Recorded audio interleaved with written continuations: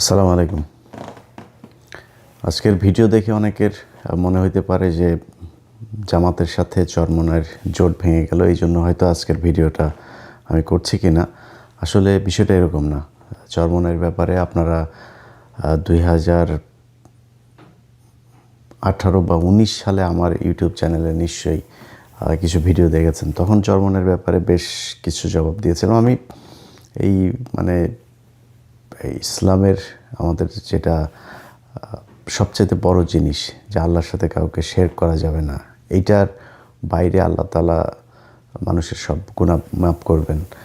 তো যেহেতু এত বড় বিষয়, যে কারণে এটার ব্যাপারে আমি অনেক আগে থেকে, আপনারা যারা আমার 21 টেলিভিশনের 21 চোখ দেখতেন, আমি তখনও কিন্তু এই যে মাজারের, যেসব মাজারগুলোতে অসামাজিক কার্যকলাপ হতো, তারপরে ধর্মের নামে যেসব অপসংস্কৃতি সেখানে করা হতো, সেগুলো নিয়ে আমি ব্যাপক সরব ছিলাম। 21 চোখে অনেকগুলো খুব হাস্যকর সব বিষয় নিয়ে আমি এই মাজারে যেগুলো হতো এগুলো নিয়ে কাজ করেছি।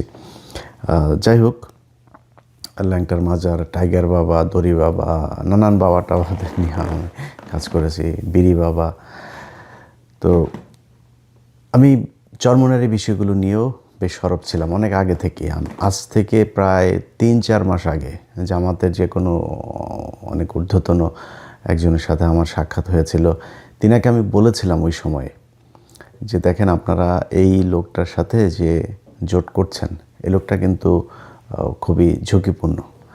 তো ওনাকে আমি ঝুঁকিপূর্ণ যে কারণে বলেছিলাম সেটা হচ্ছে যে 2016 অথবা 17 ওই সময়ের দিকে, আমি সালটা ভুল করতে পারি, তারেক রহমানের সাথে এই চরমোনাই পীর সাহেবের মালয়েশিয়াতে একটা বৈঠক হওয়ার কথা ছিল, এবং সেই বৈঠকটার ঠিক একদিন আগে তারেক রহমান বা বিএনপির পক্ষ থেকে সেটা ক্যান্সেল করা হয়েছিল।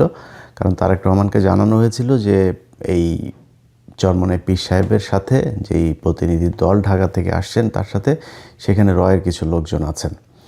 তো তিনার নিরাপত্তার কথা চিন্তা করে ঠিক একদিন আগে সেই বৈঠকটা বাতিল করা হয়। তো আমি তারপর থেকে ধরেন তাদের ব্যাপারে খুব সাবধান, এবং গত 15 বছরের আপনি চরমোনাইয়ের যে অবস্থাটা যদি দেখেন, জামাত ইসলাম সহ হেফাজতের অনেক নেতাদের উপরে অনেক নির্যাতন, অত্যাচার এগুলো হয়েছে, কিন্তু চরমোনাই এই পীর সাহেবের এদের উপরে কোনো সমস্যা হয় না। এরা দাপিয়ে বেরিয়েছে। মাঝখানের একটা সময় তো আপনার এই যে মাহফিল টাফিল, যে সময়টাতে মিজানুর রহমান আজহারিকেও দেশ থেকে বের করে দেওয়া হলো এই চরমোনাই পীর সাহেবের। আমি সিআইডির একজন অফিসারের কাছে শুনেছি, এটা 2024 যে ঘটনা, এটার আগে, তখন তিনি বলেছিলেন যে ভাই, আপনি কি জানেন যে এই যে আলেমদের যাদেরকে জেলখানায় নেওয়া হয়, এই যে মিজানুর রহমান আজহারির যেই বাংলাদেশে থাকতে না দেওয়া, এটার পেছনে সবচাইতে বেশি কলকাঠি নাড়ছে কারা? এই যে ইসলামী আন্দোলনের যে চরমোনাইয়ের যেসব, ওই যে হাফিজুর রহমান কুয়াকাটা, তারপরে তার ভাই, এগুলো। তো এরা বহু আগে থেকেই ভণ্ড, এবং সবচাইতে বড় যে স্পর্শকাতর বিষয় সেটা হচ্ছে যে ভারতের সাথে তাদের যে সংযোগের অভিযোগ আছে, সেটা অনেক গুরুত্বপূর্ণ বিষয়।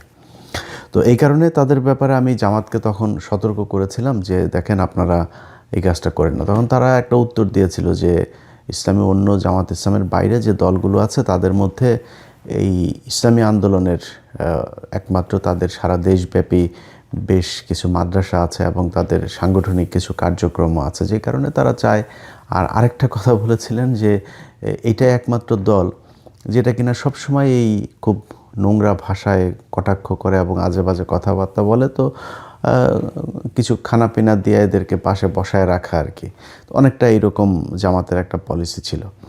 তো ওই দিন আমি ওই নেতাকে বলেছিলাম যে এরা কিন্তু, আপনারা যদি ক্ষমতায় যান, মনে করেন তাদেরকে 30টা আসন দিলেন বা 50টা আসন দিলেন, ওই সময় তারা বোধহয়, আমার যতটুকু মনে আছে, 100 আসন চাচ্ছিল।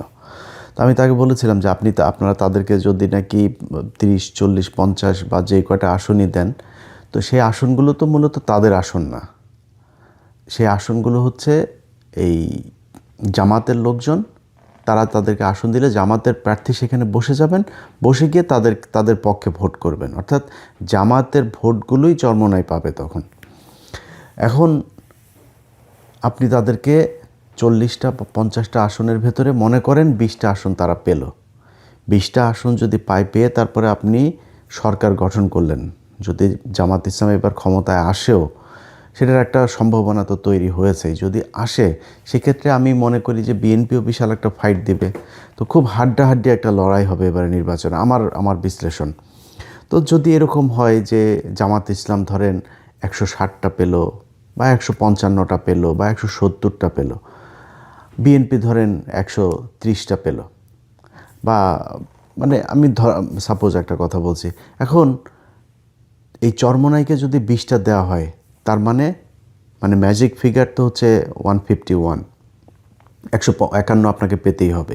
তো 151 পেতে গেলে আপনি ধরেন 170 যদি পান, তাহলে এখান থেকে 20টা আপনি তারে চরমোনাই পেল। চরমোনাই যদি পায়, এখন চরমোনাই মাঝখানে গিয়ে বলল যে আমরা এই চাই, কারণ তাদের চাওয়া তো যেটা চাবে তারা সেটা চাবে। তো তারা বলল যে আমরা এখন এইটা চাই। এটা না দিলে কি করবে, তারা সব পদত্যাগ করবে, সব চরমোনাইয়ের যে কজন এমপি আছে তারা সবাই চলে আসবে থেকে, সংসদ থেকে। আচ্ছা, তখন চলে আসলে আপনার অবস্থাটা কী হবে? আপনি 170টা নিয়ে সরকারে আছেন, এখন আপনার তো 150 হয়ে যাবে। তখন আপনি তো সংসদ তো ভেঙে দিতে হবে, আপনি ক্ষমতা হারাবেন। তো এইসব জিনিসগুলো আমি খুব এইভাবে বলেছিলাম ওই সময়তেই। বলার পরে তারা বলেছিল ঠিক আছে, দেখা যাক কি হয়। তো কি হয় সেটা নির্বাচনের আগে যে হয়েছে, এটা আমি মনে করি জামাত ইসলামের জন্য অনেক বড় একটা পাওয়া। এখানে এই জোটটা ভাঙার পরে চরমোনাইয়ের পক্ষ থেকে একটা সংবাদ সম্মেলন করা হয়েছে। এটা নিয়ে এখনও কথা বলার মতো সময় আসে নাই, তারপরেও আপনাদেরকে একটু জানিয়ে রাখি।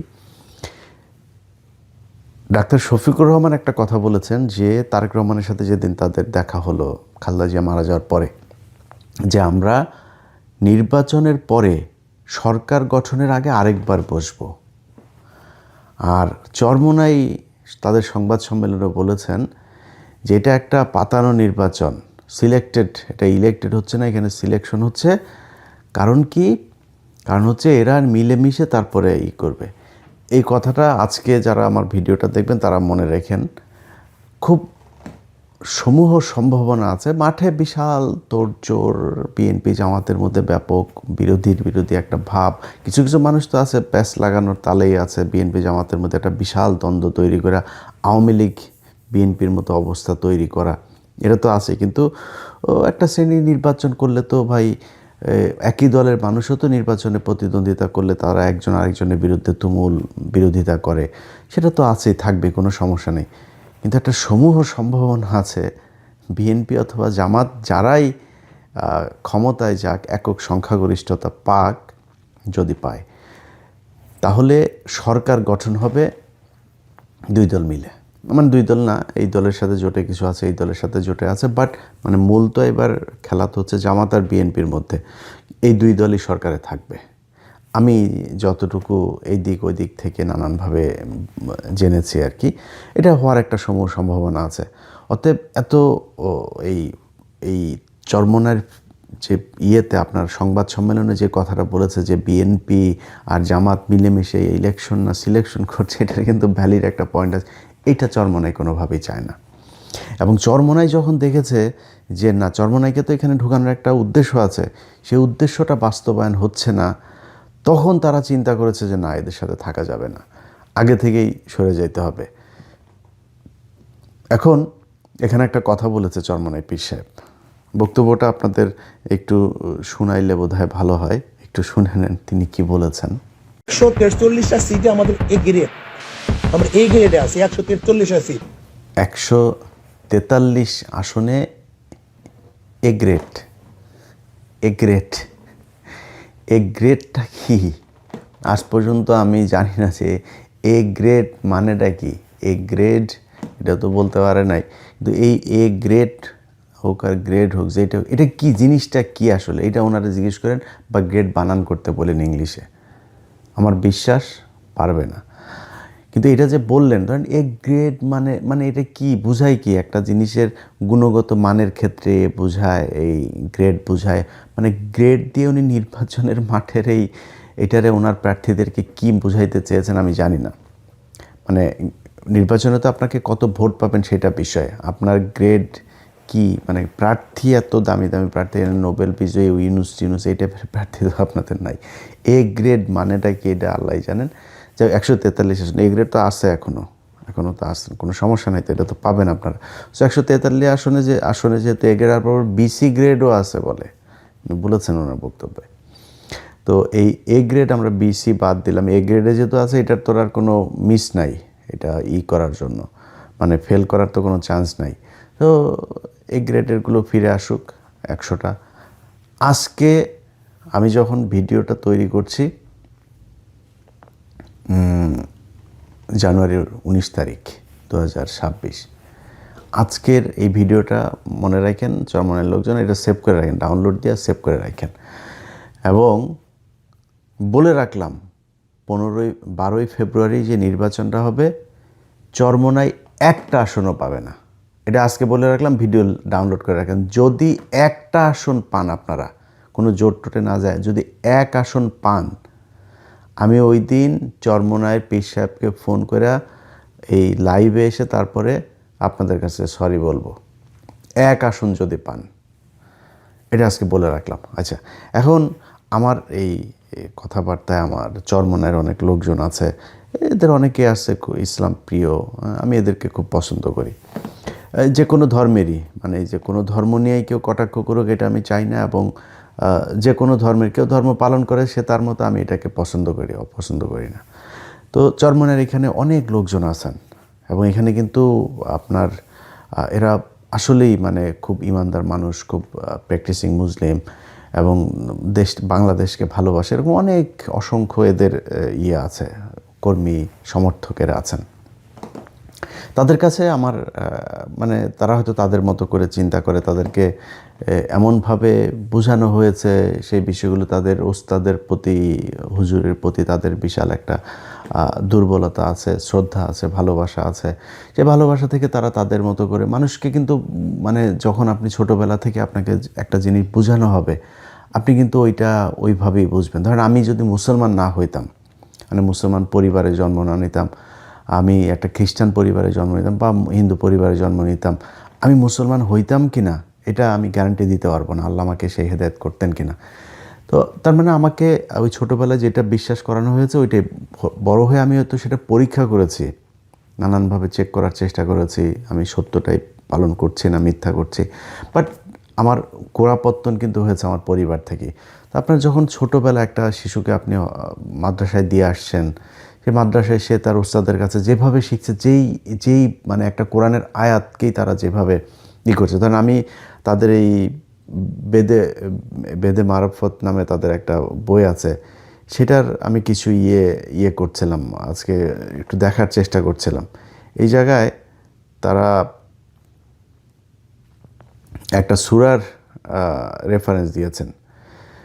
সূরাটা হচ্ছে সূরা ফাতার 10 নম্বর আয়াত। সেখানে তারা বলেছেন যে কোরআনের আয়াতটাতে যেটার মানে দাঁড়ায় এরকম, যে ব্যক্তি বায়াতকে ভাঙ্গিয়া দিল সে যেন নিজে হালাকাতের মধ্যে ফেলে দিল। এখন চিন্তা করিলে বুঝিতে পারিবেন যে ওই ব্যক্তি কি প্রকার কিয়ামত দিবসে পীর কেবলার সঙ্গী হইয়া উঠিবে। হাসরের দিন পথহারা হইয়া সে নানা দিক দৌড়াইতে থাকিবে। বন্ধুগণ, দুনিয়ার ধোকায় পড়িয়া কখনো আখেরাত খুয়াইবেন না।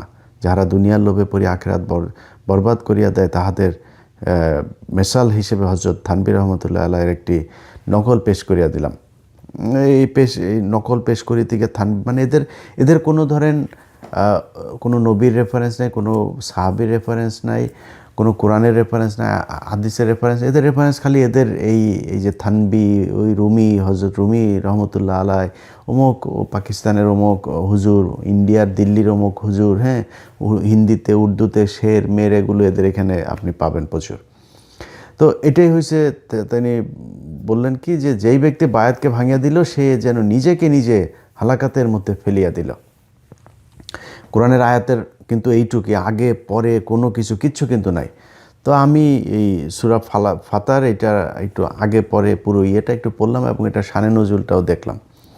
তো সেখানে যায় দেখি যে সূরা ফাতারটা মূলত হুদাইবিয়ার সন্ধির সময়, ওই সময় রাসূল সাল্লাল্লাহু আলাইহি সাল্লামের হাতে হাত দিয়ে যারা আপনার করেছিল, বায়াত করেছিল, কিছু কি বলে এটাকে, বাংলা কি বলবো, মানে ওয়াদাবদ্ধ হয়েছিল বলা চলে। তো এইটার প্রেক্ষিতে আল্লাহ তাআলা হুদাইবিয়ার সন্ধি বলেন, মানে আল্লাহ রাসূল উনি তো যা করেছেন, উনি তো সরাসরি আল্লাহর নির্দেশে করেছেন। উনি আল্লাহর নির্দেশে যে কথাটা বলেছেন, সেখানে বলা হয়েছে যে আল্লাহ রাসূলের হাতে যারা এটার ব্যাপারে মানে দিল, অর্থাৎ সম্মতি দিল, সেটা যেন আল্লাহর কথার উপরেই যেন তারা সম্মতি দিল। বিষয়টা এটা। হুদাইবিয়ার সন্ধির প্রেক্ষিতে একটা কোরআনের আয়াতকে তিনি তার মতো করে এখানে দেড় লাইন বসায় দিয়ে তারপরে তিনি বলে দিলেন যে এটা তার হাতে হাত করাই হলো গিয়ে বায়াত করতে হবে তার হাতে হাতে। আরও কয়েকটা আমি আপনাদেরকে মানে খুব আপনাদের বিদ্রুপ করছি না। আপনারা ভাই, আমি আগেই বললাম যে আপনাদের ভেতরে অনেক আলেম থাকতে পারেন, অনেক ভালো মানুষও থাকতে পারেন। এই 5 আগস্টের যে আন্দোলনেও মাদ্রাসার শিক্ষার্থী, ইসলামী আন্দোলনের শিক্ষার্থীদেরও অনেকের আছে। আমি চাই যে ভাই, আমার যদি ভুলে আপনি আমার ভুল শুধরায় দিয়েন, বাট আমার যেটা ভুল মনে হয়েছে আমি আপনাদেরকে ছোট করে কিছু কথা বলি আপনাদের বইয়ের বিষয়গুলো নিয়ে। আমি এই যে আশেক মাসুক এবং ভেদে মারফত, এই 2টা বইয়ের থেকে 4-5টা পয়েন্ট আপনাদেরকে একটু বলে রাখি। আচ্ছা, এর মধ্যে ভেদে মারফতের 34 নম্বর পৃষ্ঠা থেকে আমি একটু একটা জিনিস দেখাই। সেটা হচ্ছে যে বান্দা অসংখ্য গুনাহ করার ফলে আল্লাহ পাক তাহাকে কবুল করিতে চান না। পীর সাহেব আল্লাহ পাকের দরবারে অনুনয় বিনয় করিয়া ওই বান্দার জন্য দোয়া করিবেন, যাহাতে তিনি কবুল করিয়া নেন। ওই দোয়ার বরকতে আল্লাহ পাক তাহাকে কবুল করিয়া দেন।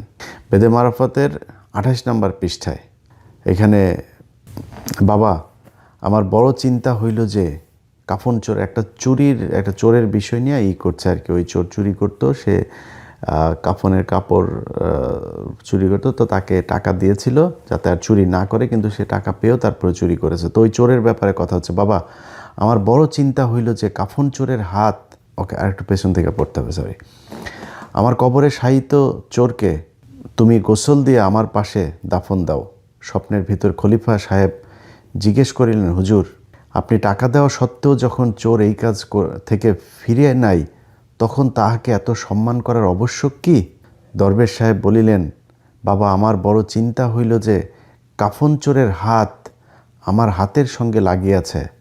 এখন কিয়ামতের দিবস ওকে ছাড়িয়া আমি কেমনে ফুলছিরাত পার হইয়া যাইব? ওগো প্রাণের বন্ধুগণ, আল্লাহর ওলির হাতের সঙ্গে হাত লাগায়া রাখার কারণে যদি একজন চোরের মুক্তি হওয়ার আশা করা যায়, তবে হাক্কানি পীরের কাছে মুরিদ হইলে আপনাদের জন্য কতদূর ফায়দা হইতে পারে তাহা চিন্তা করিয়া দেখুন। শয়তানের একটা সীমা থাকা উচিত। মানে ওই চোর ওর কবরে গিয়েছিল ওর কাফন চুরি করতে, ওই হাত লেগে গিয়েছে চোরের ওর হাতের সাথে একটু, এই জন্য ওই চোরের জন্য বেহেশত, মানে ফুলসিরাত পার হওয়া মানে তো আপনি জান্নাতে যাবেন, বেহেশত ফরজ হয়ে গিয়েছে। আচ্ছা, আরেক জায়গায় আরেকটা ঘটনা দেখেন। তখনই, আচ্ছা এটা একটু বড়, কিন্তু আমি পুরোটা পড়ছি না, পড়তে গেলে অনেক বড় হয়ে যাবে। যে একজন মৃত মানুষকে জীবিত করে ফেলেছেন আর কি আল্লাহর ওলি, হ্যাঁ, হযরত শামসুদ তাবরিজি রহমতুল্লাহ আলাই এর নকল, ওনার একটা বর্ণনা। ওই ঘটনা প্রকাশ হওয়ার পরে খাঁটি মুসলমান বাদশার কাছে এই খবর পৌঁছানো হইল। বাদশাহ কুতুব সাহেবকে দরবারে হাজির করিয়া জিজ্ঞেস করিলেন, হুজুর আপনি কি বলিয়া বৃদ্ধের নাতিকে জিন্দা করিলেন? মানে ওই যে মৃত ব্যক্তিকে জিন্দা করেছেন। তিনি বলিলেন যে আমি বলিয়াছি, হে ছেলে, আমার আদেশে জীবিত হইয়া যাও, আমার আদেশে জীবিত হইয়া যাও। বাদশা বলিলেন, আফসোস, যদি আল্লাহর আদেশে জিন্দা হইতে বলিতেন। কুতুব সাহেব উত্তর করিলেন, মাবুদের কাছে আবার কি জিজ্ঞাস করিব, তাহার আন্দাজ নাই। এরকম অনেকগুলো এই ভেদে মারফত আর এই যে আশেক মাসুক এই বই, এদের এই চরমনার এই বই যদি আপনি পড়েন, তাহলে বুঝবেন যে কি পরিমাণে, মানে এরা এই বলে না জাহেল, ওরে জাহেল, এরা যে কি পরিমাণে জাহেল এটা আপনি বুঝতে পারবেন। ওই এই পর্যন্ত এই 2 পীর সাহেব আপনার সাপের কিচ্ছা, গরুর কিচ্ছা, বাইং মাছের কিচ্ছা, তারপরে সৌদিতে যায় ধরা পড়েছে, সেখানে গিয়ে সে তাকে সৌদি বাদশাহ ফাহাদ পর্যন্ত তারে করেছে, তার সাথে দেখা করার জন্য তার বাসা থেকে খবর নিয়ে আসতো, সারাদিন সে ওইখানে বয়ান শোনাইতো তাদেরকে, বুঝছেন। তারপরে দেখা গেল এক ভিডিওতে এই ইংলিশ বলতে পারে না, এই মানে আরবি বলতে পারে না, আরবি বুঝেও না, আরবির জন্য তারে দোভাষী নিয়ে তারপরে বসায় তারে বক্তব্য দেওয়ানো হয়। নজরে কোনো এখানে শিরক বিদআত শরীয়তের খেলাফ কোনো নজর বা কোনো দৃষ্টি পড়ছে কিনা? يقول هذا رأيتم خلاف الشرع من الشرك والبدعات ما وغيره. رأي شيء ما رأينا أي مخالفة شرعية. শিরক বিদআতের মধ্যে জানিয়ে শুনিয়ে জড়িত হবে যে আল্লাহকে ভয় দিলে কিভাবে ধারণা করতে পারে? وكيف أخبر عنا إحنا بالشرك وأنتم صدقتم هذا الخبر؟ ما كلنا ندري، ما عندنا معلومات يعني عن الموضوع. أمر كثير من خبرتنا. আমরা তো প্রথম স্টেজ নিয়ে আসছি, কিন্তু দ্বিতীয় তৃতীয় স্টেজ নিয়ে তো আমাদের আলোচনা খুবই কম হয়। نحن الآن نناقش الشرك الحقيقي. যাই হোক, এই হচ্ছে কি এই চরমোনাই পীর সাহেবের এই ভণ্ডামি। সো আপনারা যারা তাকে অন্ধভাবে বিশ্বাস করেন, অন্ধভাবে তার প্রতি আনুগত্য প্রকাশ করেন, এবং যেসব মানুষ মনে করেন যে আপনার এই যে পীর সাহেবের, চরমোনাই পীর সাহেবের করলেই আপনি বেহেশতে চলে যাবেন, এরকম বাংলাদেশে ভণ্ড অনেক আছে। দেওয়ানভাগী ভণ্ড, কুতুববাগী ভণ্ড, তারপরে এই যে আটরশির ভণ্ড, তারপরে ওই আরেকটা আছে ওই যে আটরশিরটাই বোধ হয় যে ফয়সাল, হ্যাঁ, বিশাল ভণ্ড, আওয়ামী লীগের ছিল, পলাতক এখন। তারপরে এই চরমোনাই আরেক ভণ্ড, ওই যে কুয়াকাটা মাটা এগুলো, এটার সাথে যে কটা থাকে এরকম ভণ্ড আছে কিছু। আবার এরকম এই ভণ্ডদের ভেতরে আবার এই যে আরও কিছু ভণ্ড আছে, সবাই আর না বলি আজকের ইয়েতে। যাই হোক, আমার কথা হলো যে ভাই, আপনি এই নিয়ে, মানে যে ব্যক্তি কোরআন, আল্লাহ, রাসূল এগুলো নিয়ে যে ব্যক্তি মিথ্যা কথা বলতে পারে, তারে দিয়ে পৃথিবীর সব কিছু সম্ভব। এটা শেখ হাসিনার চাইতেও ভয়ঙ্কর। মানে শেখ হাসিনারে তো মানুষ জানে ও ইসলাম বিদ্বেষ, ও ইসলাম মুসলমানদের বিরুদ্ধে কাজ করে, কিন্তু ওরে যে ও নিজে লেবাস টেবাস পরে তারপরে এগুলো করে। এই যে ধরেন আপনি ইয়েতে যদি দেখেন, মানে কোরআনের প্রথম দিকের যে আয়াতগুলো, যেমন সূরা বাকারা, এসব জায়গায় খুব বেশি এই মুনাফিকদের কথা বলা হয়েছে। ওই রাসূল সাল্লাল্লাহু আলাইহি ওয়াসাল্লাম যখন ইয়েতে গেলেন, মদিনায় যখন হিজরত করলেন, হিজরত করার পরপর কিছু নতুন একটা সমস্যা তৈরি হলো, সেটা হলো এই যে মুনাফিকদের সংখ্যা বেড়ে গেল। এরা সামনে এসে রাসূল সাল্লাল্লাহু আলাইহি ওয়াসাল্লামকে বলে, হ্যাঁ আমরা সবাই কালেমা পড়েছি, আবার ওরা বাইরে গিয়ে তারপরে বলে যে আমরা কোরআন আমরা আসলে ওদের সাথেই করেছি। আবার কিছু ক্ষেত্রে পরিবারের সবাই হয়ে গিয়েছে, দুই একজন হয় না, এরা কিছুটা এইদিকে কিছুটা ওইদিকে, কোনো বড় ধরনের জানমালের প্রশ্ন আসলে তারপরে তারা আবার পেছনে সরে যায়, এরকম কিছু সমস্যাতে। তা আমি মনে করি এবং এদের ব্যাপারে খুব কঠোরভাবে বলা হয়েছে। সো এরা মুশরিকদের চাইতেও এরা ভয়ঙ্কর। সো এই ধরনের মুনাফিক, এরা তো কাফের টাফের ফতোয়া দেয়, আমি ফতোয়া দিলাম না, আমার কাছে মনে হয় যে এ আসলে মুসলমান নাই।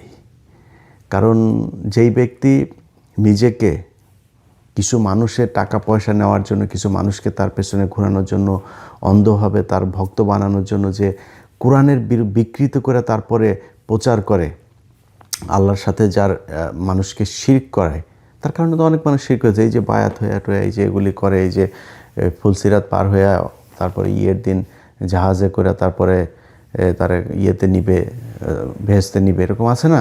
তাই এই যে কথাবার্তাগুলো বলে যে মানুষকে বিভ্রান্ত করে এবং মানুষকে যে শিরক করায়, এটার রেজাল্ট তো সে পাবে। এবং আমার বিশ্বাস যে আল্লাহ তাদের এইটার কিছুটা নতিজা পৃথিবীতে দেখায় নিয়ে যাবেন।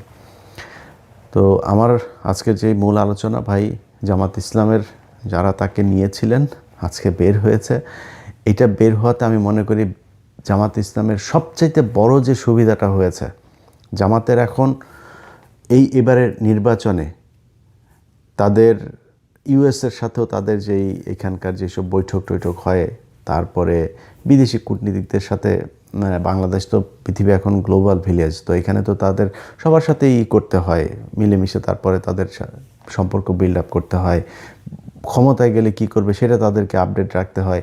এটা করতে গিয়ে যাদের সাথে কথাবার্তা হয়, একটা বড় চ্যালেঞ্জ হলো যে ইসলামী দল, যেটা আমি এর আগেও বলেছি যে এই যে ইসলাম শব্দটা থাকাটা, মানে আমি ভাই, আমার যদি কেউ মাথায় পিস্তল ধরে যদি বলে যে তুই বল তুই মুসলমান, আমি এটা বলবো না ভাই। আমার এটা বলাই তো মারে ফেলো, কোনো সমস্যা নেই। আল্লাহর কাছে মানে মানে তওবা করি, আল্লাহ যেন অহংকার মনে না করেন, এইটুকু ঈমান আছে, আল্লাহ যেন এইটুকু ঈমান রাখেন।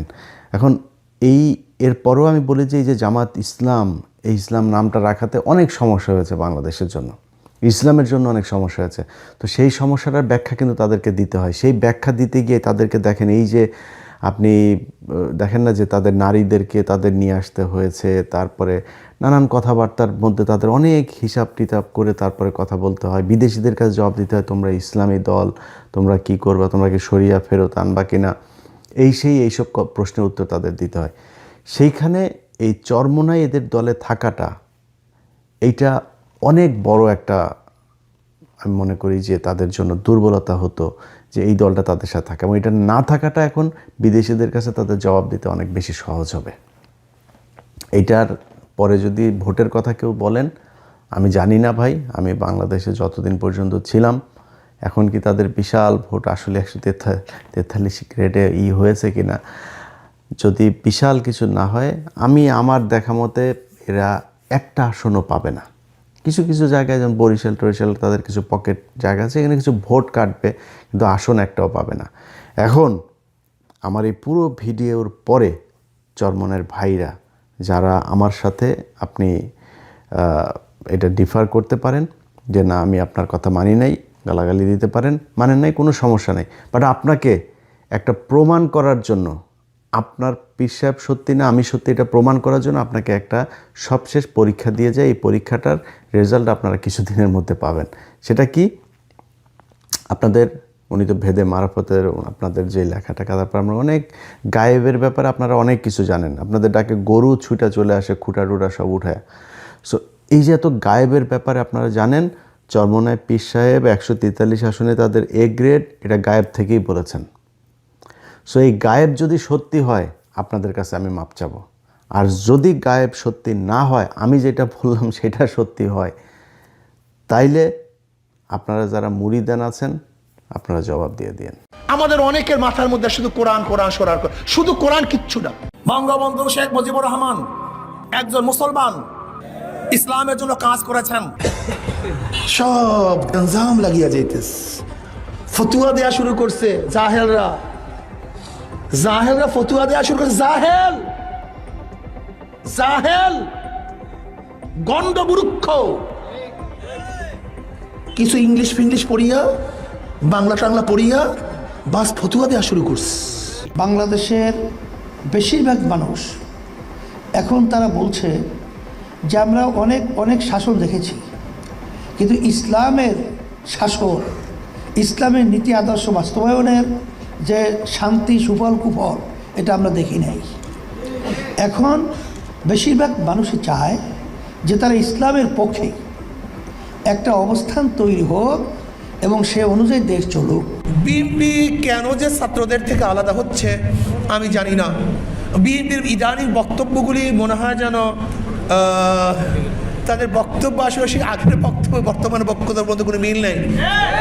তারা আমাদেরকে ফেসিসের সহকারী হিসাবে ঘোষণা দিয়েছেন। প্রধানমন্ত্রী শেখ হাসিনার কপালে নামাজের দাগ দেখা যায়। তা আমি প্রশ্ন করলাম যে আপনার কপালে তো নামাজের দাগ দেখছি। হুজুর, আমি 7 বছর বয়স থেকে আমি নামাজ পড়ি। কিভাবে? বলে হুজুর, আমি যদি নামাজ না পড়তাম, আমার মা আমার জন্য ঘরে ভাত পাক করতো না। আমার মাকে আমাকে নামাজি বানাবার জন্য চেষ্টা করেছি, সেই থেকে হুজুর আমি নামাজ পড়ি, নামাজ ছাড়ি না। 1463 ঈসাই সালে এই বাংলাদেশে এসেছিলেন ইরাক থেকে শেখ বুরহানুদ্দিন সাহেব। তিনি টঙ্গী পড়ায় এই দিন প্রচার করার জন্য সেখানে অবস্থান করেন। রাগ ডাক সেটাই বলবে, বিএনপি আপনারা কোথায় ছিলেন? প্রতিবার ঈদের কথা বলেছেন, ঈদের পরে সংগ্রাম করব, ঈদের পরে সেইটা করব। হাজার ঈদ চলে গেছে, আপনারা আন্দোলন করতে পারেন নেই। সব বিষয়গুলোই জিস্ট আলোচনাটা আপনাদের সামনে আমাদের সম্মানিত বিএনপি মহাসচিব তিনি উপস্থাপন করেছেন। সেটাই আমাদেরও একই কথা। এই জামাত যেখানে যেখানে লাগবে ওখানে ইসলাম ধ্বংস হয়ে যাবে। জামাত লাগছে আলিয়া মাদ্রাসার মধ্যে, আলিয়া শুধু কোরআন কোরআন, এর মধ্যে শুভঙ্করের ফাঁকি, রাহালি কোরআনিয়াদের স্লোগান। খুব হুঁশ রাখতে হবে। গিয়ে আল্লাহ কাছে বলতেছি, ইয়া নবী আল্লাহ সাল্লাল্লাহু আলাইহি ওয়াসাল্লাম, আমাদের বাংলাদেশের পরিস্থিতি এই, শেখ হাসিনার পক্ষে যাব না খালেদা জিয়ার পক্ষে যাব? আল্লাহ নবী বলতেন, যা তাহলে কি করবে, যেহেতু বড় দুইটা দল, তোরা সবাই শেখ হাসিনার পক্ষে যা। কি কথা ঠিক আছে না? আল্লাহ পাক যেন এদের উপরে পরিপূর্ণ গজব ঢালে। আল্লাহর কাছে বলি, আল্লাহ যেন সেই গজব আমার চোখে দেখায়, এবং আল্লাহ পাক গজব নাজিল করবে, কোনো সন্দেহ নেই। আল্লাহ হাফেজ।